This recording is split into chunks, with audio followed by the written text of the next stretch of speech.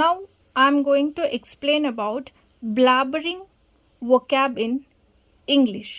First, we'll see how to pronounce this word. Repeat after me. Blabbering, blabbering, blabbering. What is the meaning of blabbering? To talk a lot. In Telugu, సోది ఎక్కువగా మాట్లాడే వాళ్ళని ఏమంటాం మనం?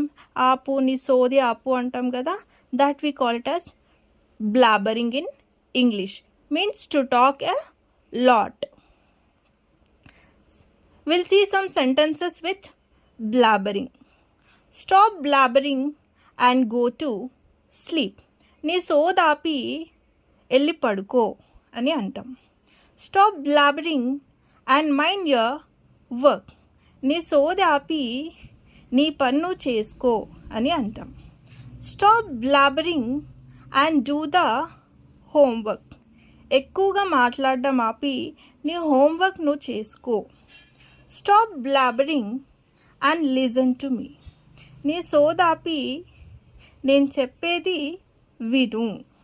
She is always blabbering on about something unimportant.